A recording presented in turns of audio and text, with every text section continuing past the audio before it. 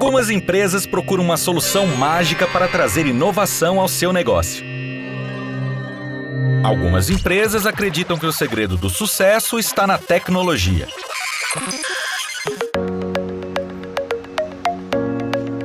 Mas as empresas mais competitivas e modernas sabem que o melhor investimento são os jovens talentos. Aprendizes e estagiários trazem a liberdade, a criatividade e a garra de quem está começando a construir uma carreira e quer provar todo o seu potencial. O CIEE possui toda a experiência para auxiliar qualquer empresa a criar um programa de estágio e aprendizagem. Qualquer empresa mesmo. Entre em contato agora com o CIEE e dê um upgrade no seu negócio. CIEE, transformando vidas, construindo o futuro.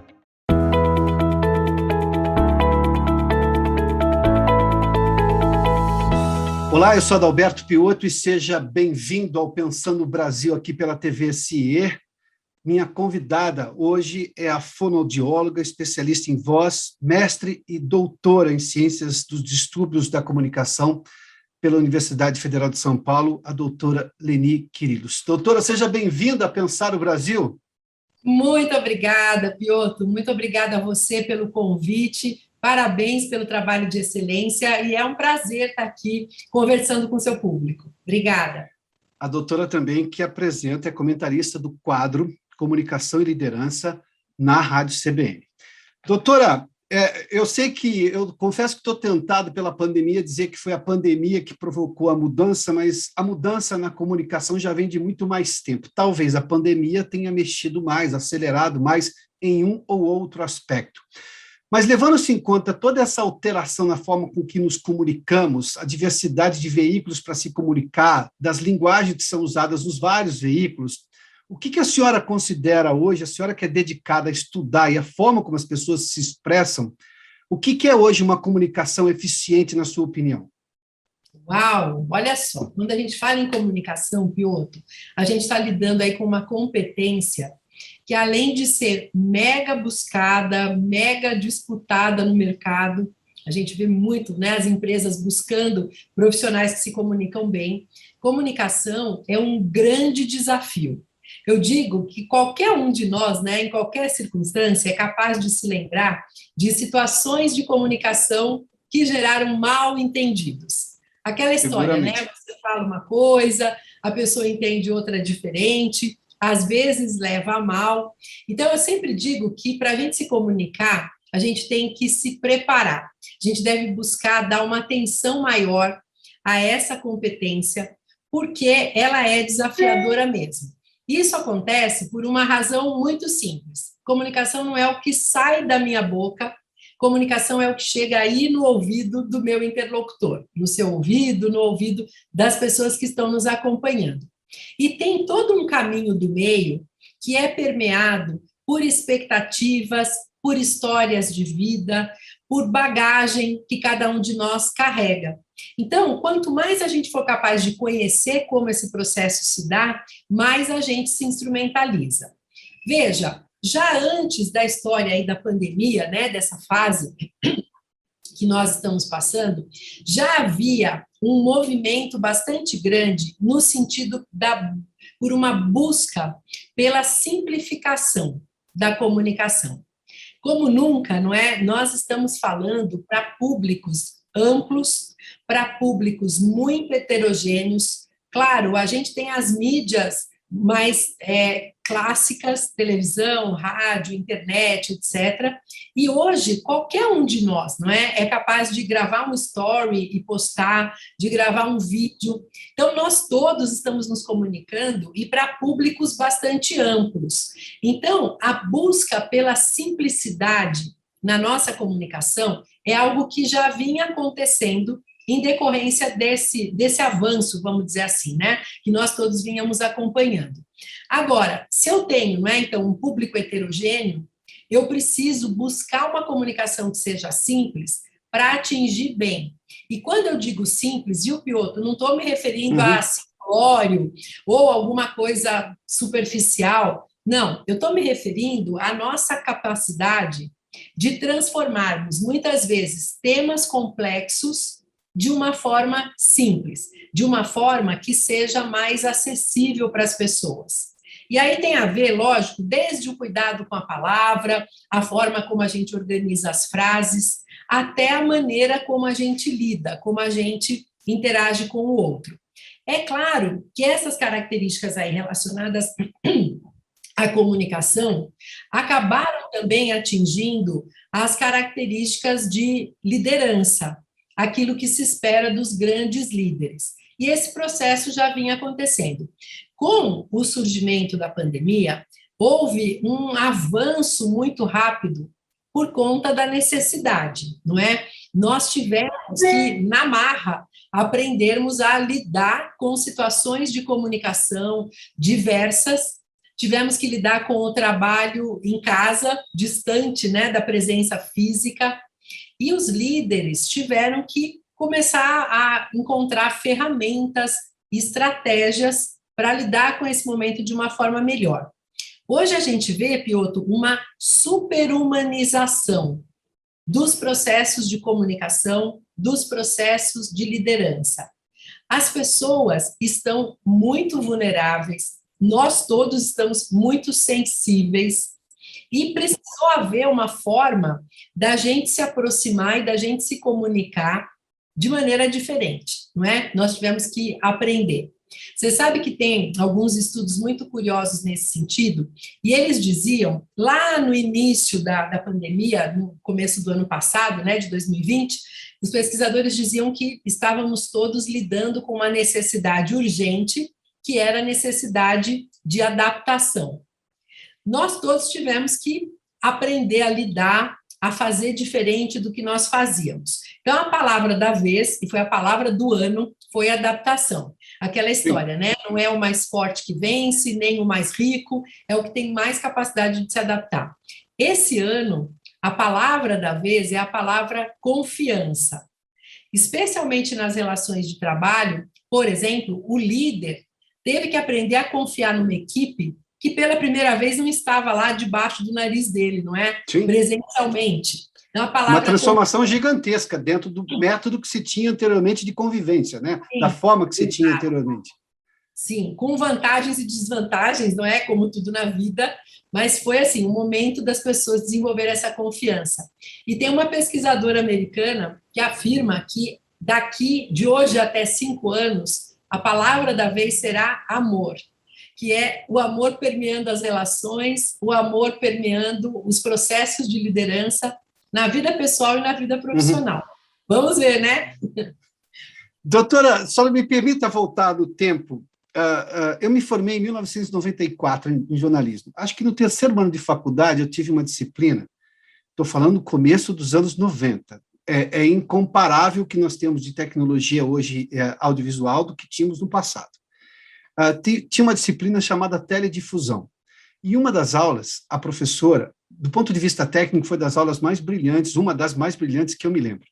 Ela colocou uma cadeira, uma câmera ligada, era uma VHS, imagina só, em que cada um tinha que ficar olhando para a câmera, como nós estamos fazendo agora naturalmente, e você falar alguma coisa. Você poderia ter ensaiado alguma coisa, pensado alguma coisa, não importa. Você tinha, o processo era desmistificar o olhar para a câmera. Isso parece quase uma bobagem se eu falar hoje para as crianças e meninos que gravam vídeos a toda hora olhando para o seu celular. Tamanha naturalidade com que fazem isso. Mas eu tenho também, por um outro aspecto, e a senhora fez menção a isso agora há pouco, né, que comunicação é o que o outro recebe, porque ser mal interpretado é das piores coisas que pode existir para um emissor. E ser enganado é a pior coisa que pode existir para um receptor da mensagem, porque a mensagem pode ser bonita, bem feita, para usar uma expressão de antigamente, a voz impostada, não importa, mas aquela informação não é verdadeira. Nós estamos num boom hoje de informações, as pessoas se comunicam, elas falam com acesso de câmeras para todo lado, isso é uma coisa absolutamente natural, faz parte do dia a dia. Quando a senhora falou assim, eu tive, primeira palavra era adaptação, agora é confiança e depois é amor. Tá, e como é que eu lido com tudo isso hoje em dia? Porque fato é que nós temos acesso aos meios, mas ainda nós vamos precisar do que é básico, as pessoas precisam se comunicar bem, para passar a mensagem e não serem mal interpretadas, porque seria um terror ser mal interpretado, e, obviamente, quem receber a mensagem precisa confiar naquilo. Aliás, uma das palavras que a senhora usou que hoje está em voga. Sim. Pois é, então veja, Piotr, quando a gente fazia isso, ou lidávamos com isso no mundo presencial, nós tínhamos uma série de sinais que nós captávamos facilmente do outro e que nos levavam a confiarmos ou desconfiarmos. Por exemplo, um dia desses, um jornalista meu mesmo falou assim para mim: nossa, Leni, fui entrevistar um porta-voz, bárbaro, cara, super indicado, tem um baita de um currículo. Leni, mas não acreditei no que ele dizia, sabe? Ele me parecia muito inseguro. Nossa, isso para mim é de uma riqueza imensa, né? Porque assim, só abrindo um parênteses, quando nós nos comunicamos, Piotr, nós construímos percepção, tá? Nós geramos no nosso interlocutor uma impressão a nosso respeito. Isso é especialmente importante por 3 razões. Primeiro, porque é muito rápido. É já nos primeiros segundos de contato que o nosso interlocutor gosta ou desgosta, confia ou desconfia. Segundo, é algo que acontece de forma absolutamente inconsciente. O outro não sabe muito bem por quê nem como, mas ele registra uma impressão.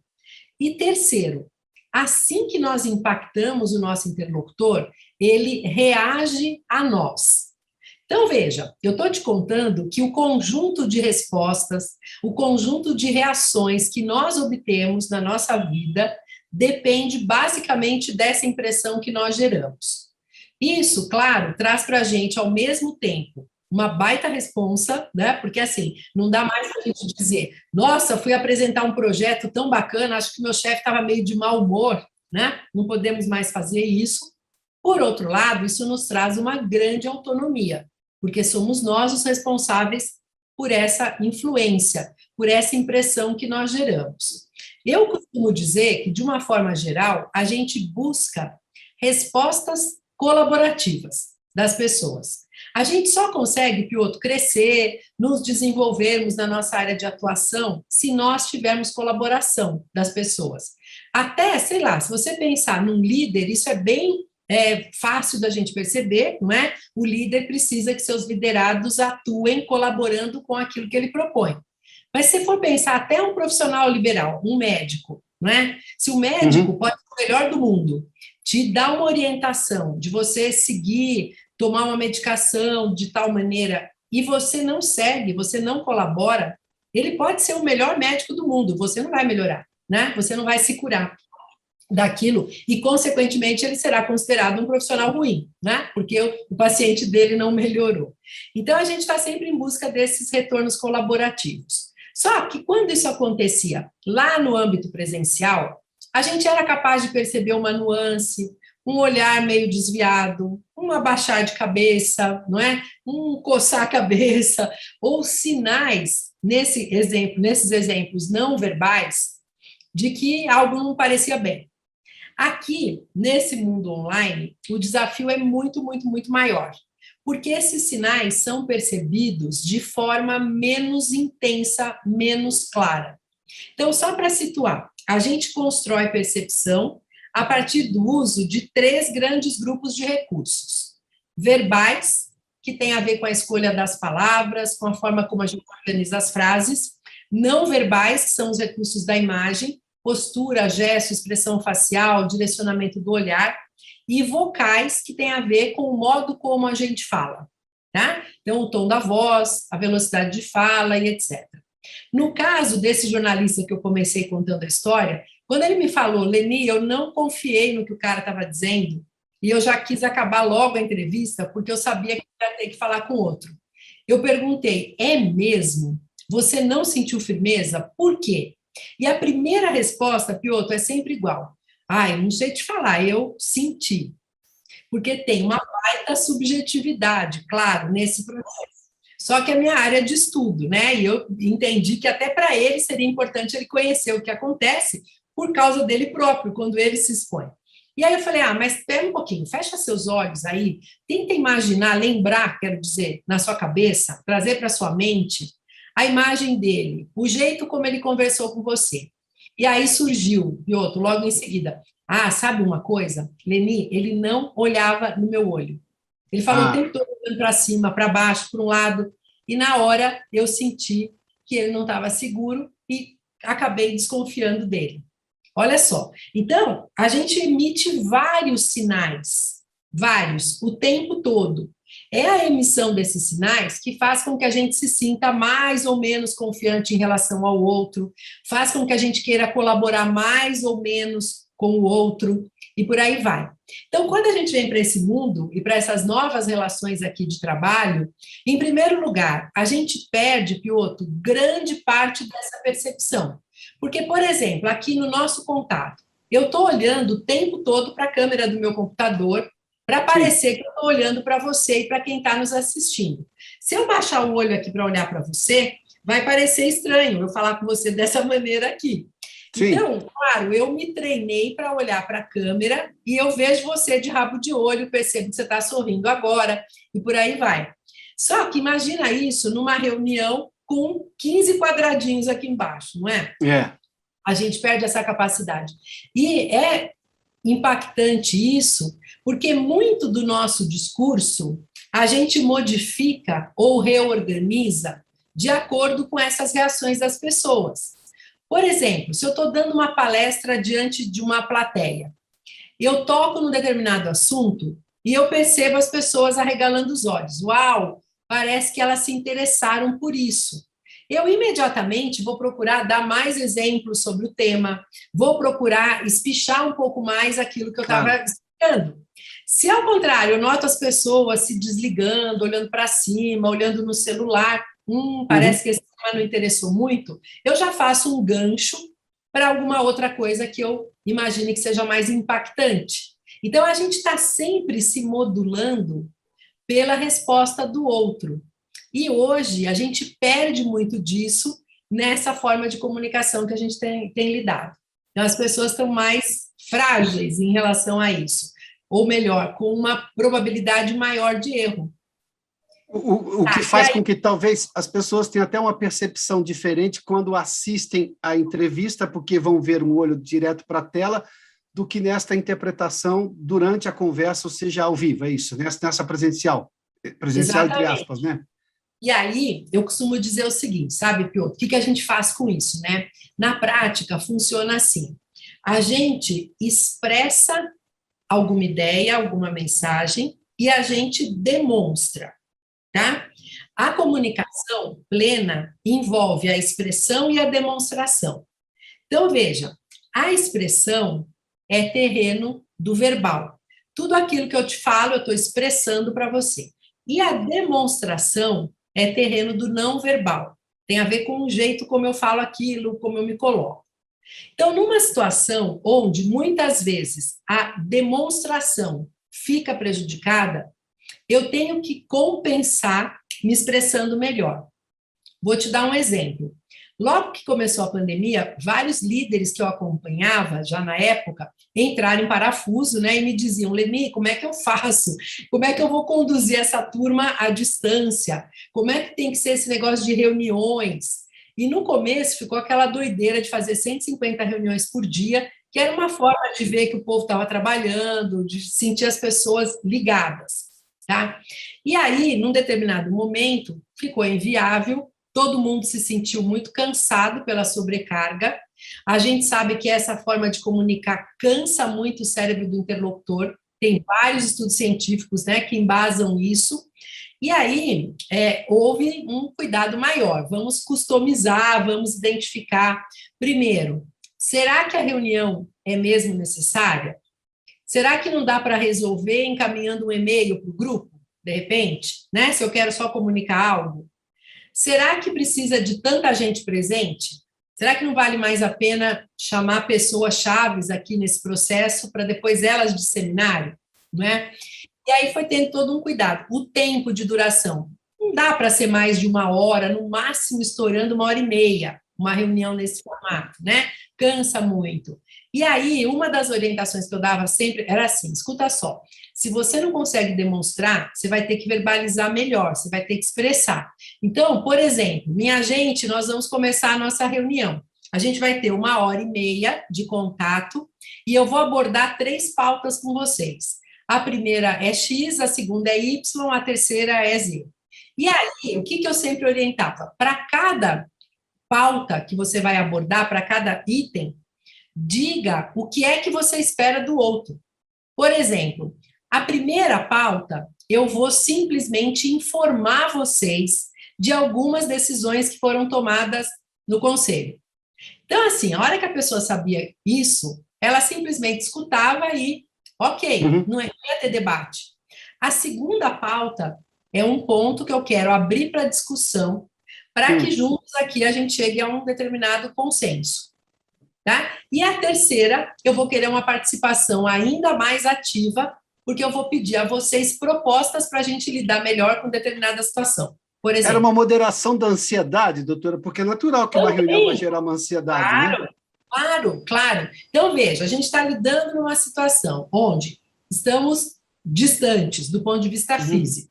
Segundo, é uma situação que ninguém está acostumado ainda, né? Agora a gente está um pouco mais, mas ninguém estava acostumado.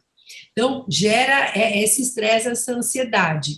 As pessoas muito tensas por conta de, nossa, como é que vai ser? Está tudo fechado, o lugar que eu trabalho, sim, claro. Vai continuar, não vai continuar, blá, blá, blá. Então, quando você situa as pessoas, você aumenta muito a probabilidade delas se acalmarem, delas se sentirem, sim, claro, mais no controle da situação. Isso é essencial. Inclusive, só... Fala. Não, eu ia só pegar o gancho. Tá, eu ia só pegar o gancho de um tema que foi muito presente, que era o seguinte, né? A gente sabe, Piotr, que nós temos praticamente 2 sistemas nervosos, tá? Um que é mais primitivo, que a gente chama de sistema límbico, que é o nosso cérebro das ameaças. E um outro sofisticado, que é o neocórtex, que é o nosso cérebro mais racional. O límbico, bichinhos têm, crianças têm e nós temos. Ele é muito simples e ele nos permite, por ser tão simples, apenas 3 possibilidades de resposta: lutar, fugir ou congelar, tá? Claro que isso é extremamente útil quando, de repente, vem um cachorro bravo, babando, correndo na nossa direção, não é?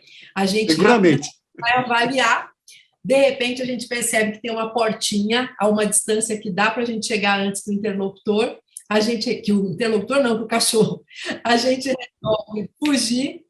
Nosso sistema límbico estimula as glândulas do nosso corpo a produzirem adrenalina e cortisol, a gente ganha sebo nas canelas e corremos como nunca imaginávamos, tá? Agora, se eu estou diante de um chefe, se eu estou diante de um grupo de profissionais, de colegas, esse trio não me atende, certo? Porém, muitas vezes as pessoas vão para esse tipo de situação mais desafiadora, mobilizadas erroneamente pelo límbico. Pensa num palestrante que sobe ao palco, mobilizado pelo límbico no modo fuga. É o cara que fala rápido, que nem uma metralhadora, vira as costas e vai embora. O cara no modo luta fica lá mal encarado. E o que congela, Piotr, é o que dá o branco. Ele vai abrir a boca, as palavras não vêm. Então, o que está acontecendo? Você falou da ansiedade, as pessoas ficaram extremamente límbicas. E uma forma campeã de você lidar com a questão da ansiedade no grupo é você oferecer uma coisa que um autor chamado Simon Sinek chama de círculo de segurança. O Sinek é um americano, ele trabalha muito com lideranças, com empreendedorismo, e ele diz que a liderança é uma questão de biologia. Ele fala que quando o líder consegue criar na empresa um clima de segurança, que ele chama de círculo de segurança, os funcionários, os liderados, se sentindo bem, secretam os hormônios do bem, que são ocitocina, dopamina, endorfinas, e aí ele gosta de trabalhar em equipe, ele gosta de colaborar, ele se sente bem. Já quando o líder é incapaz de criar esse clima de segurança, os liderados naquele ambiente tóxico, né, vão precisar se desgastar para se protegerem.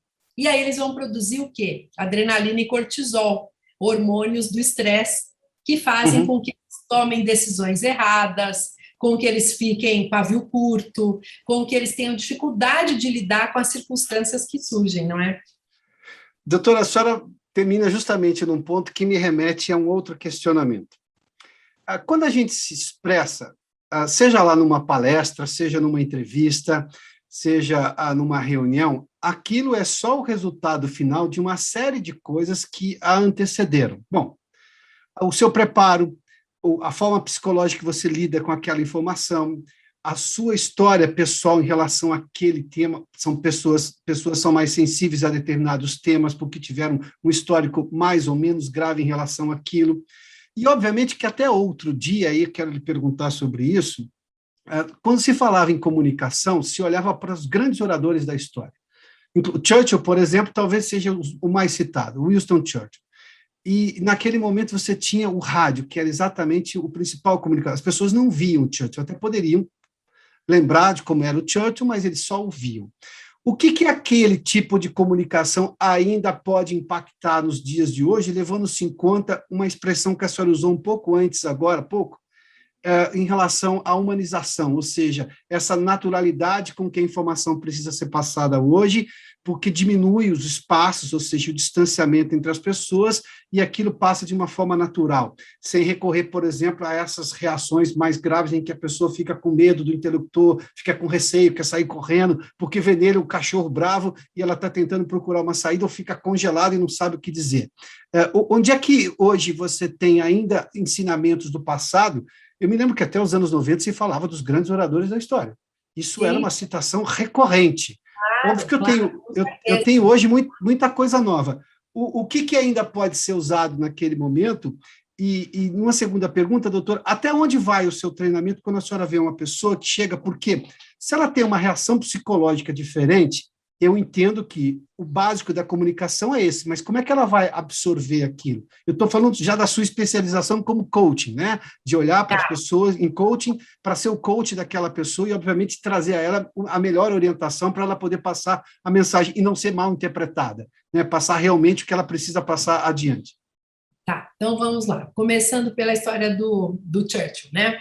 Olha só, você está falando de um tempo onde a maior parte das pessoas escutava via rádio, né, o outro se comunicar. O que a gente tem nessa condição, Piotr? A voz como veículo principal. Sim. E é um veículo muito interessante, porque a voz carrega a nossa história de vida. A nossa voz nos expõe, e ao momento emocional que nós estamos vivendo, de maneira clara para as pessoas que nos ouvem. Então, veja, quando eu ouço, por exemplo, um tom amistoso, eu me abro para uma relação de mais proximidade. Doutora, só me permita fazer uma observação incrível, que né, o rádio está ganhando imagem hoje, e o que tem crescido também é podcast, ou seja, é só uma transmissão sonora, voltando aos primórdios do rádio, praticamente. Perdão, é só para fazer uma menção, o quanto que isso continua importante. E como continua, Piotr? Você sabe que eu vi um estudo recente falando como existe um crescimento absurdo. Primeiro, assim, o rádio, que é o mais antigo meio de comunicação dos atuais, né? Ele é o mais antigo, ele se mantém até hoje, se mantém bem no lugar lá cativo dele. Como os podcasts cresceram e as pessoas estão ouvindo muito, é assustador ver o número, né? E, curiosamente, na metade do ano passado para cá, aumentou demais o número de ligações telefônicas, só áudio, não mais aquelas de FaceTime ou do próprio WhatsApp e tudo mais, sabe? Então, assim, o que acontece? Qual que é a explicação? A voz é algo que nos acompanha numa relação de proteção, de aconchego, desde o momento que nós estávamos no útero das nossas mãezinhas. Nós ouvíamos a voz da nossa mãe, e logo que a gente nasce, os estudos mostram isso claramente, a voz da mãe é o som que mais acalma a criança, né? Então, a gente estabelece uma relação, um vínculo, por meio da voz. E a sensação, ou melhor, as informações que a voz passa são inúmeras. Às vezes a pessoa fala até alguma coisa legal, mas a gente desconfia, porque parece que o tom, né, não foi meio assim. Às vezes a gente ouve e fala, acho que ele está mentindo. Ai, acho que não é bem por aí. Quantas vezes, Piotr, por meio de imagine, você liga para um amigo seu no celular, e aí ele atende o celular e ele faz, alô? E você fala, ai, desculpa, você não pode falar, depois a gente conversa. Cara, ele só falou alô. Você já deduziu que ele está num ambiente com dificuldade de falar com você e por aí vai. Às vezes a gente fala, alô, oi, tudo bem? Tudo bem.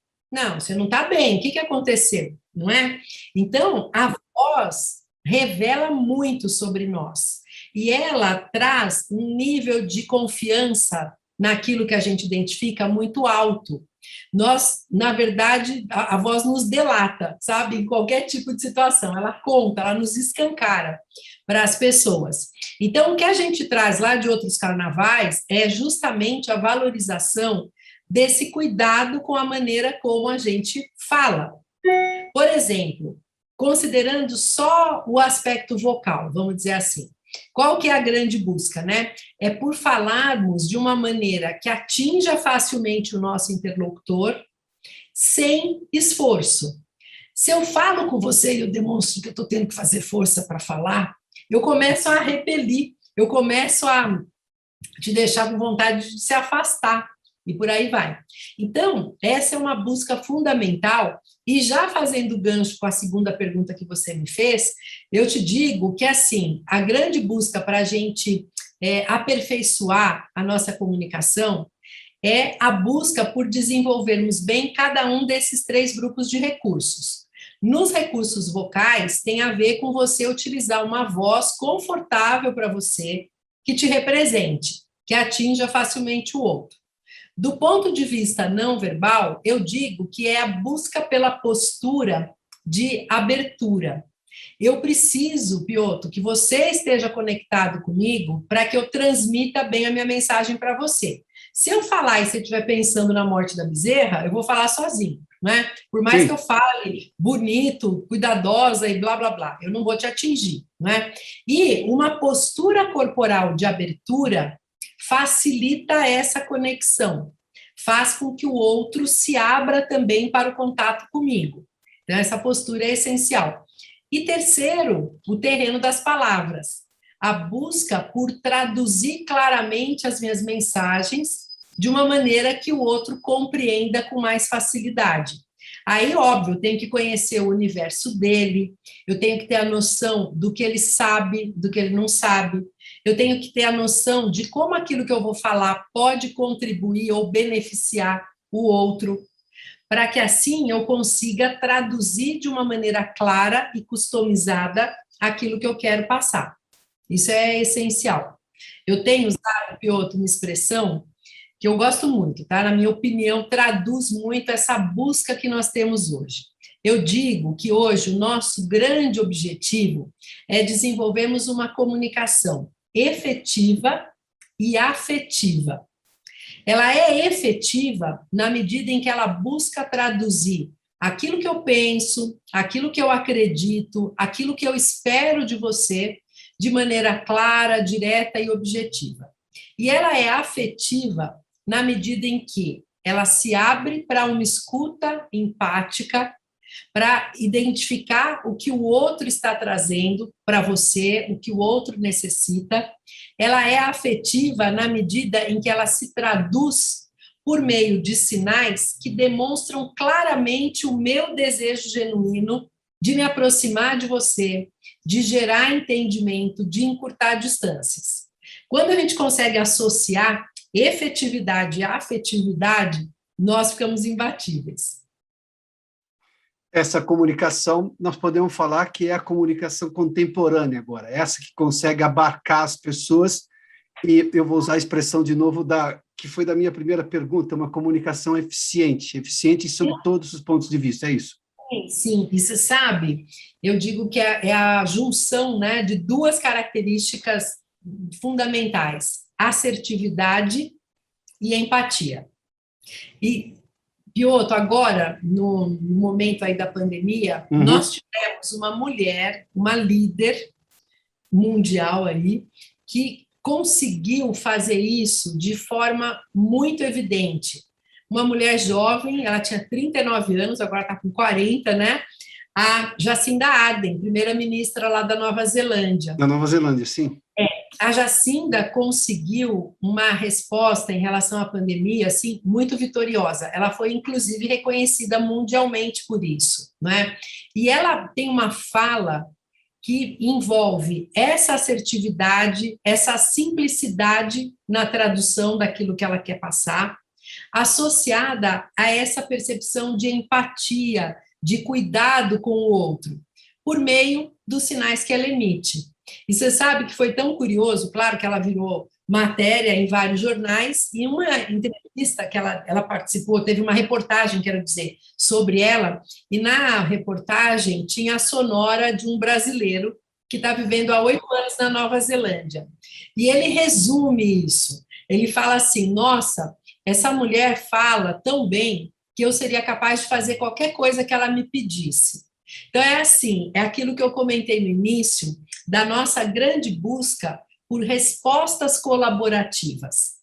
O que aconteceu? Ela conseguiu se dirigir à população da Nova Zelândia de uma maneira tão adequada que ela teve como reação a adesão total das pessoas àquilo que ela estava propondo, ao uso da máscara, né? Aos cuidados, à higiene com o álcool, distanciamento social. E aí foi o sucesso que foi. Nova Zelândia rapidamente controlou, não é? Foi um local com um menor número de mortes, que mais rapidamente conseguiu reverter. E tem muito a ver com a comunicação. Então, veja como a comunicação é importante, né? Por esse ponto de vista, provavelmente ela vai ser uma das maiores líderes agora do século XXI. Isso vai passar o século. Este caso deve ser levado em conta durante todo o século, né? Sim. Doutora Aline, brigadíssimo pela gentileza aqui da entrevista ao Pensando no Brasil. Adorei a conversa. Mais uma vez, feliz em revê-la, doutora. Obrigada, Piotr. Nossa, eu também. Fiquei muito feliz de estar aqui com você. Tenho o maior carinho por você, de outros carnavais já, não é? É recíproco esse carinho, viu, doutora? É admiração e também, viu? Que bom, Piotr. Fico muito feliz. Gostei muito da nossa conversa. Espero que possa agregar aí as pessoas que estão nos ouvindo, não é? Agrega certamente. Agregará por demais, doutora. Obrigado uma vez mais pela gentileza, viu? Obrigada eu.